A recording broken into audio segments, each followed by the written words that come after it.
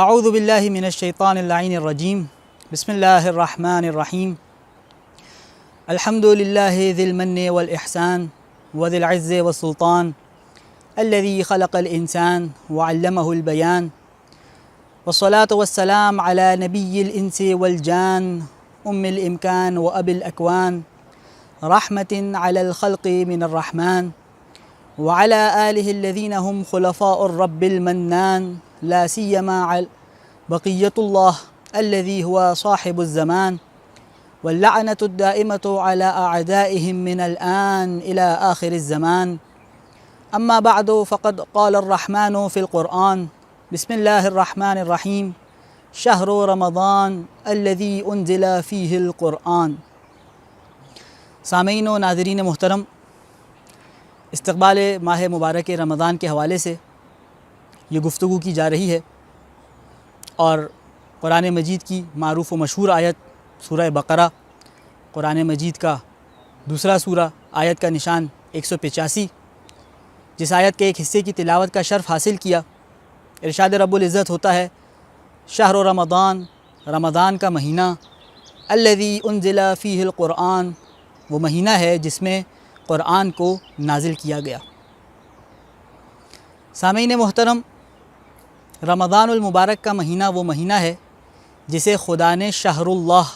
یعنی خدا کا مہینہ کہا، جس کے بارے میں سید الشہور یعنی تمام مہینوں کا سردار کہا گیا، جسے شہر التوبہ، شہر الرحمہ، شہر المغفرہ اور دیگر بہت سے ناموں سے نوازا گیا. اور یہ وہ بابرکت مہینہ ہے جس مہینے کا نام خدا نے اپنی آخری کتاب یعنی قرآن مجید میں بھی ذکر کیا، جس آیت کی تلاوت کا شرف آپ کی خدمت میں حاصل کیا. یہ تمام باتیں اس بات کا اشارہ دیتی ہیں کہ یہ مہینہ ایک خاص مہینہ ہے. اس مہینے میں کچھ خصوصیات ہیں اور وہ خصوصیات ایسی ہیں کہ رسول اکرم صلی اللہ علیہ وآلہ وسلم ارشاد فرماتے ہیں لو یعلم العباد ما فی رمضان لتمنت ان یکون رمضان سنتاً، کہ اگر لوگ یہ جان لیں کہ ماہ رمضان میں کتنے فائدے ہیں تو لوگ یہ تمنا کریں گے کہ اے کاش پورا کا پورا سال ماہ رمضان رہے. اور اہل بیت علیہم السلام کا یہ طریقہ کار رہا ہے کہ اس مہینے کی آمد سے پہلے وہ اپنے چاہنے والوں اور ماننے والوں کو ایک لائحہ عمل دیتے ہیں، کچھ انسٹرکشنز دیتے ہیں کہ کس طرح اس مہینے کا زیادہ سے زیادہ فائدہ اٹھایا جا سکتا ہے.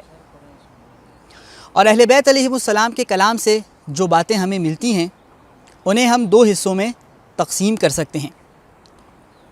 ایک حصہ وہ ہے جو انسان کے اپنے خدا کے ساتھ تعلقات کی حوالے سے ہے،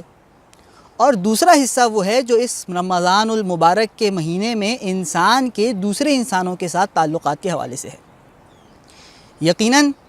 ہم علماء کرام سے محافل میں، مجالس میں ایسی بہت سی روایات اور احادیث سنتے ہیں جس میں اس بات کی طرف نشاندہی کی گئی ہے کہ یہ مہینہ انسان اور خدا کے تعلقات کو مضبوط بنانے کے لیے بیحد مفید ہے.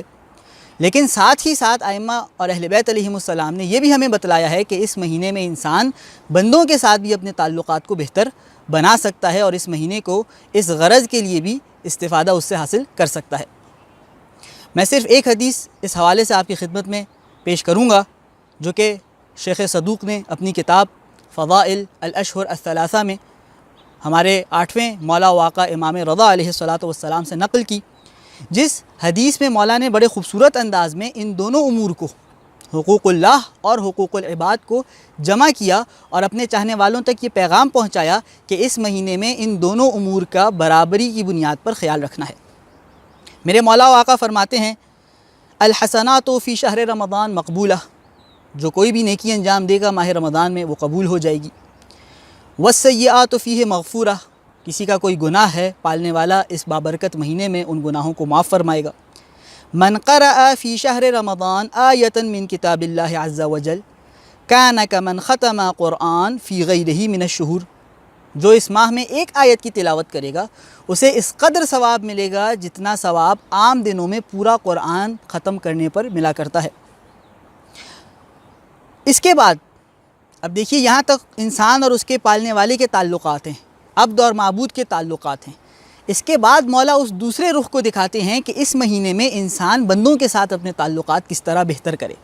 مولا فرماتے ہیں من ضحک فیہ فی وجہ اخیہ المؤمن، جو اس مہینے میں، رمضان کا مہینہ، خدا کا مہینہ، لیکن جو اس مہینے میں اپنے مومن بھائی سے مسکرا کر ملے گا تو کیا ثواب ہے؟ مولا فرماتے ہیں لم یلقہ یوم القیامہ الا ضحک فی وجہہ وبشرہ بالجنہ، تو روز قیامت جب یہ مومن بھائی اس سے ملے گا تو اس سے مسکرا کے ملے گا اور اسے جنت کی بشارت دیتا ہوا ملے گا۔ ماہ رمضان میں صرف مسکرا کر مومن سے ملنے پر خدا اتنا اجر و ثواب دے رہا ہے۔ پھر مولا فرماتے ہیں من اعان فیہ مؤمنا اعانہ اللہ تعالی علی الجواز علی الصراط یوم تزل فیہ الاقدام، جو اس مہینے میں اپنے مومن بھائی کی مدد کرے، کسی قسم کی بھی مدد ہو سکتی ہے، مالی مدد ہو سکتی ہے، جسمانی مدد ہو سکتی ہے، ایک مورل مدد ہو سکتی ہے، لیکن جب بھی ایک مومن دوسرے مومن کی خاص کر ماہ رمضان میں مدد کرے گا، خداوند تبارک و تعالی اس روز جب ہر قدم لڑکھڑا رہا ہوگا، پلِ صراط پر سے گزرتے وقت اس بندہ مومن کی مدد کرے گا۔ پھر میرے مولا ارشاد فرماتے ہیں من کف فیہ غضبہ کف اللہ عنہ غضبہ یوم القیامہ، جو اس مہینے میں اپنے غضب کو، اپنے غصے کو دوسروں سے روک کے رکھے گا، روز محشر خدا اپنے غضب کو اس سے روک کر رکھے گا۔ یہ اس مہینے میں انسان کے دوسرے انسانوں کے ساتھ تعلقات ہونے چاہیے۔ اور پھر مولا آخر میں ارشاد فرماتے ہیں وَمَن نَصَرَ فِيهِ مَظْلُومًا، جو کوئی اس مہینے میں کسی مظلوم کی مدد کرے گا، کسی بھی انداز میں مظلوم کی مدد کرے گا، تو خدا کیا اجر و ثواب دے گا؟ نَصَرَهُ اللَّهُ عَلَى كُلِّ مَنْ عَادَاهُ فِي الدُّنْيَا، دنیا میں جتنے بھی اس کے دشمن ہوں گے، خدا اس کے دشمنوں کے برخلاف اس شخص کی مدد کرے گا۔ وَنَصَرَهُ يَوْمَ الْقِيَامَةِ عِنْدَ الْحِسَابِ وَالْمِيزَانِ، اور جب قیامت کے روز حساب و کتاب کی منزل ہوگی، میزان لگا دیا جائے گا، خداوند تبارک و تعالی اس شخص کی مدد کرے گا جس نے ماہ رمضان میں کسی مظلوم کی نصرت کی ہو۔ پھر مولا اپنی حدیث کو آگے فرماتے ہیں شہر رمضان شہر البرکت و شہر الرحمت و شہر المغفرت و شہر التوبۃ والانابہ، ماہ رمضان برکتوں کا، رحمتوں کا، مغفرتوں کا اور توبہ کا مہینہ ہے۔ یہ حدیث خاص کر میں نے اس وجہ سے پیش کی کہ ہم یہ بات سمجھ سکیں کہ اگر ہم ماہ رمضان میں خدا سے اپنے تعلقات مضبوط کرنا چاہتے ہیں تو ہم پر یہ ضروری ہے کہ خدا کے بندوں سے اپنے تعلقات مضبوط کریں۔ اور اسی بات کی طرف حدیث قدسی میں اشارہ ہوا جو علامہ مجلسی نے اپنی کتاب بحار الانوار میں نقل کی کہ رب العزت فرماتا ہے انا الرحمن، میں رحمان ہوں، خلقت الرحم، میں نے رحم اور رشتہ داروں کو خلق کیا، وشققت لها اسما من اسمی، اور رحم رشتہ داروں کو جو میں نے رحم کا نام دیا وہ اپنے نام رحمان سے نکال کر انہیں دیا۔ فمن وصلها وصلته، جو اپنے رشتہ داروں کے ساتھ جڑے گا میں رب اس کے ساتھ جڑ جاؤں گا۔ ومن قطعها قطعته، جو اپنے رشتہ داروں سے تعلق توڑے گا میں پالنے والا اس سے اپنے تعلقات توڑ دوں گا۔ ہم اگر چاہتے ہیں کہ ماہ رمضان میں پالنے والے سے ہمارے تعلقات جڑے رہیں، مضبوط رہیں، تو ہم پر یہ فرض ہے کہ خدا کے بندوں کے ساتھ اپنے تعلقات کو مضبوط بنائیں، اپنے رشتہ داروں کے ساتھ اپنے تعلقات کو اچھا بنائیں۔ اور اگر کوئی یہ سوال کرے کہ ہمارے رشتہ دار ہم سے ملتے نہیں، ہمارے رشتہ دار ہمارے ہاں آتے نہیں، وہ قطع رحمی کرتے ہیں تو ہم کیا کریں؟ تو اس کے جواب میں رسول خدا کی وہ حدیث جو نبی اکرم سے منقول ہے، رسول خدا ارشاد فرماتے ہیں لیس الواصل بالمکافئ، اچھائی کا جواب اچھائی سے دینے والا صلہ رحمی کرنے والا نہیں ہے۔ پھر کون ہے صلہ رحمی کرنے والا؟ وَلَكِنَّ الْوَاصِلَ الَّذِي إِذَا قُطِعَتْ رَحِمُهُ وَصَلَ، صلہ رحمی وہ کرتا ہے کہ جب رشتہ دار اس سے تعلقات توڑ رہے ہوں وہ جا کر ان سے اپنے تعلقات کو جوڑے۔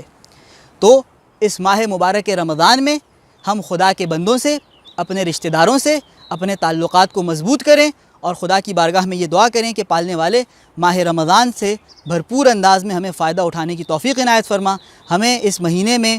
تیری ذات کو، اپنے زمانے کے امام کو راضی و خشنود کرنے کی توفیق عنایت فرما۔ وآخر دعوانا ان الحمد للہ رب العالمین، اللہم صل علی محمد وآل محمد وعجل فرجہم واحشرنا معہم۔